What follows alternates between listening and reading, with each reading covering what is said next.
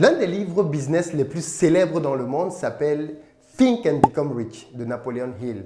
Pensez et devenez riche. Mais ce que très peu de gens savent, c'est qu'avant d'écrire ce livre-là, quelques années auparavant, Napoléon Hill avait écrit un livre qui s'appelle Les lois du succès. Et ce livre-là est le résultat de 25 années de travail. Alors Napoléon Hill a travaillé pendant 25 ans à interviewer les hommes les plus riches des États-Unis de son époque. Carnegie, Ford, Rockefeller, Gillette, bref. Il allait à la rencontre des hommes les plus riches de son époque pour comprendre une chose simple. Qu'est-ce qui faisait la différence entre eux et les autres? Pourquoi est-ce qu'eux parvenaient à atteindre des résultats extraordinaires et pas les autres? Et à la fin de ça, donc, il a écrit un livre, Les lois du succès. Ce qui est génial, c'est que quand on lit ce genre d'ouvrage, on se rend compte qu'en fait, le succès est beaucoup plus proche de nous qu'on ne le pense. Le succès n'est pas le résultat du hasard. C'est une bonne nouvelle parce que ça veut aussi dire que la pauvreté n'est pas une fatalité. Et la pauvreté n'est pas le résultat de la malchance. Les sommes d'argent que vous gagnez aujourd'hui sont le résultat des habitudes que vous avez. Et dans cette vidéo, je vais partager avec vous 5 habitudes profondes en l'homme qui maintiennent les gens dans la pauvreté. Et peut-être que vous allez vous rendre compte après cette vidéo pourquoi financièrement les choses ne vont pas bien pour vous. C'est une vidéo qui va faire une véritable différence si vous l'écoutez attentivement et que vous avez le courage, la froideur et l'honnêteté de vous mirer, de vous dire est-ce que cette question, est-ce que cette attitude me correspond? Attention, on ne va pas voir les lois du type il faut dormir 3 heures, patati patata, non. On va voir en profondeur quelles sont les attitudes qui entraînent la pauvreté et ensuite, bien évidemment, comment faire pour en sortir. Tenez-vous tranquille, la 3e va vous scotcher.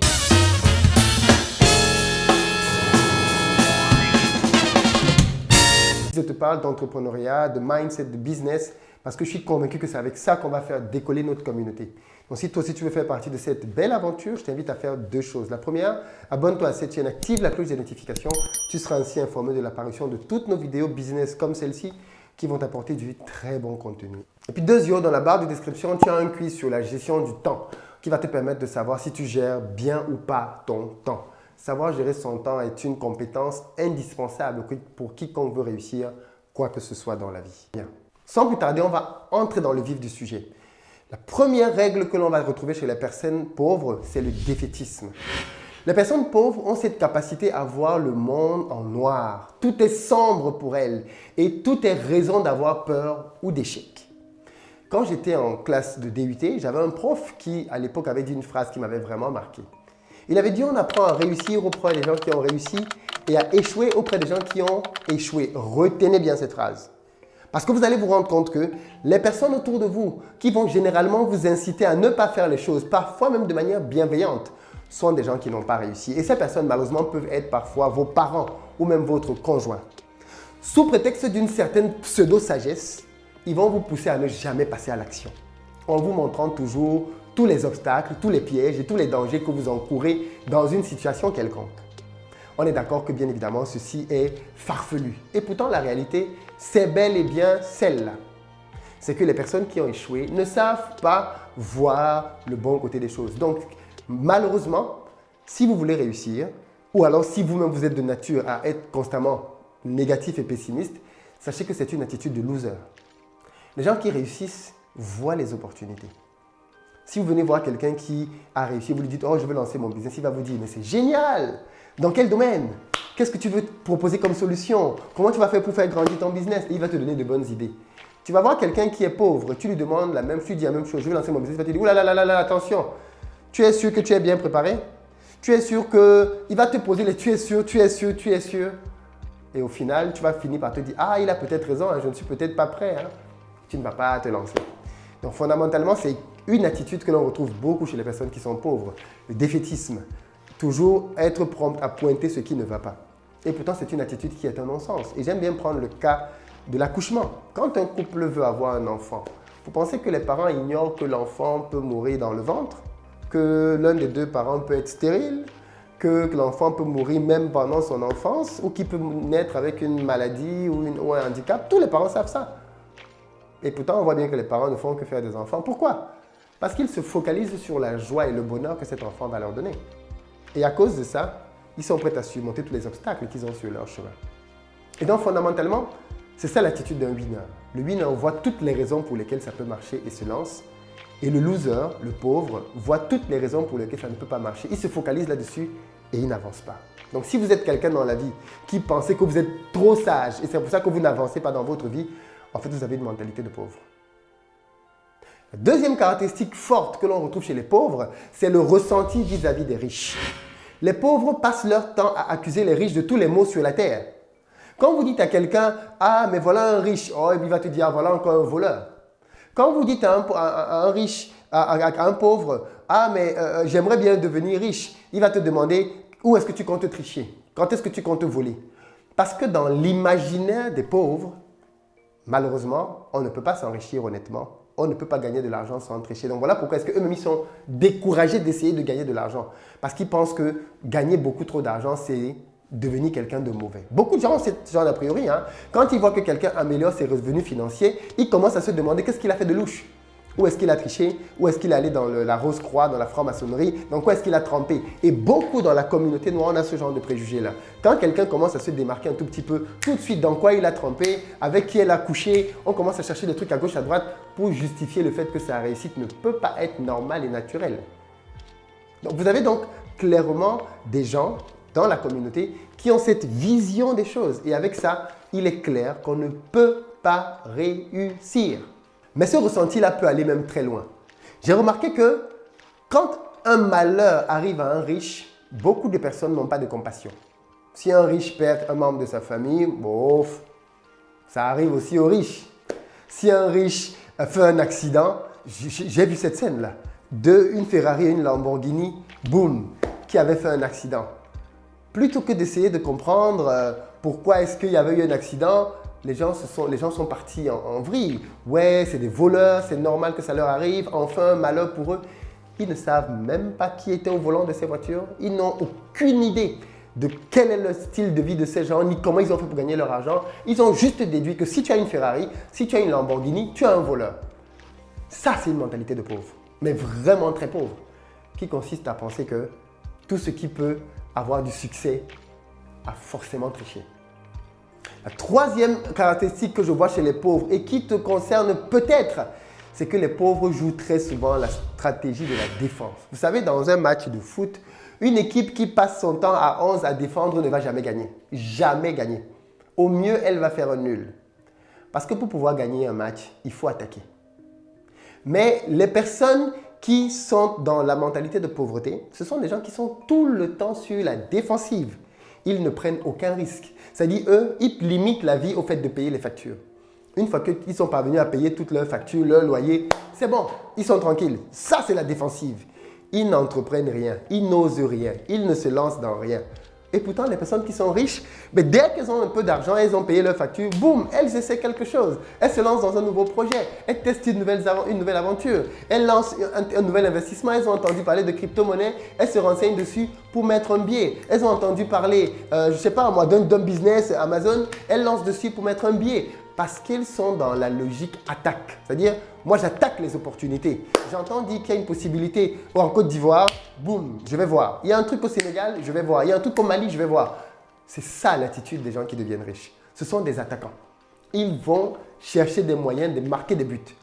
Les pauvres, ce sont les défenseurs. Rien ne passe. Eux, leur objectif, c'est rien ne passe. Mais en faisant le rien ne passe, malheureusement, ils n'attaquent jamais. Et en attaquant jamais, on sait tout ce qui va se passer. Ils ne vont jamais gagner le game. Donc, si vous voulez vous améliorer financièrement, vous devez certes avoir une stratégie défensive, mais surtout avoir des stratégies offensives. Avoir des stratégies pour aller chercher de nouvelles opportunités, pour gagner de nouveaux marchés et enrichir votre patrimoine financier. La quatrième caractéristique que je vois chez les pauvres, c'est que les pauvres croient tout savoir. Et ça, c'est grave. Parce que les riches savent qu'ils sont ignorants et ils passent leur temps à étudier. Les pauvres, ils passent leur temps devant Netflix, ils passent leur temps devant Facebook, ils passent leur temps sur WhatsApp. Et quand tu leur parles d'un sujet qu'ils ne connaissent pas, ils n'ont pas l'humilité de te reconnaître qu'ils ne connaissent pas pour apprendre de toi. Ils vont te dire qu'ils connaissent déjà. Quand tu leur dis « Ah, mais tu as lu quel livre ?» Ils te disent « Moi, je ne lis pas les livres. Moi, je vis la vraie vie. Qu'est-ce que tu veux que j'aille apprendre dans des livres ?» Le pauvre, c'est quelqu'un qui n'apprend pas parce qu'il croit qu'il sait déjà. Vous avez peut-être déjà rencontré des gens comme ça. On les appelle des sabitous. Ils croient qu'ils savent tout. Peu importe le domaine. Il est évident quand tu connais le domaine qu'il est nul dedans. Il n'a aucune connaissance. Mais il va essayer de te démontrer que c'est lui qui a raison. Et quand il s'agit par exemple d'enrichissement de business, les pauvres, ce sont les gens qui ne se forment pas. Les gens qui n'approfondissent rien et qui sont quand même les premiers à vouloir donner des réponses aux gens. Vous avez des gens aujourd'hui qui n'ont rien fait, rien construit, rien bâti, mais qui viennent vous dire comment faire pour s'enrichir. Quelle crédibilité! Qu'est-ce que tu as construit? Qu'est-ce que tu as bâti? Il est où ton business? Tu n'as même pas une petite boutique au quartier, mais tu viens dire aux gens comment faire pour gagner de l'argent. C'est comme des gens qui seraient obèses et qui viendraient vous expliquer comment perdre du poids. C'est un non-sens absolu. Et c'est ce type de forfaiture que l'on retrouve malheureusement parfois dans notre communauté. Les personnes riches, ce sont les personnes qui sont conscientes d'une chose. Je ne sais pas assez. Même quand il sait déjà, hein, il continue de penser qu'il ne sait pas assez parce qu'il a besoin d'apprendre encore plus pour passer à un autre stade. Les personnes pauvres croient qu'elles savent déjà. Et vous savez bien ce qu'on dit, non? On ne peut pas remplir un verre plein. Moi, quand je commence à discuter business avec quelqu'un, si j'ai le sentiment que c'est quelqu'un à qui je ne peux rien apporter, je me tais. Aussi simple que ça. Si tu crois que tu sais déjà, ok, c'est suffisant. On ne peut pas remplir un verre plein. Soyez donc des verres vides. La cinquième caractéristique des pauvres, c'est que ce sont de véritables passoires. Les pauvres ne savent pas conserver l'argent. Aussitôt entré, aussitôt sorti. Les pauvres ont toujours une bonne excuse pour dépenser. Toujours, toujours. L'argent leur fait mal. Quand l'argent est entre leurs mains, ils sont mal à l'aise. Il faut que cet argent parte. Donc du coup, ils cherchent des occasions de dépenser. Même quand ils n'ont pas trouvé une occasion, en fait, ils sont mal à l'aise quand ils ont de l'argent sur eux. Ils trouvent toujours le moyen de dépenser. Attention, ils vont bien évidemment trouver des excuses pour justifier cela moralement. Mais fondamentalement, c'est parce que ce sont de véritables passoires. Si vous ne savez pas gérer l'argent, laissez tomber l'enrichissement. Vous n'allez pas vous en sortir. La gestion de l'argent est une compétence clé, majeure pour quiconque veut réussir dans l'entrepreneuriat ou même dans un quelconque domaine qui a trait aux finances dans sa vie.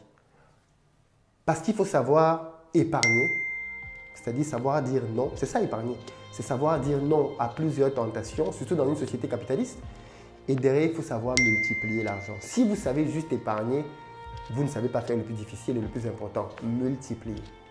Par contre, ceux qui savent épargner de l'argent et le multiplier sont des personnes qui sont très riches. Donc fondamentalement, s'il y a une compétence en gestion des finances que vous devez avoir, c'est celle de savoir épargner et multiplier. Regardez à quel point il est facile pour des gens qui travaillent depuis des années de n'avoir aucune épargne.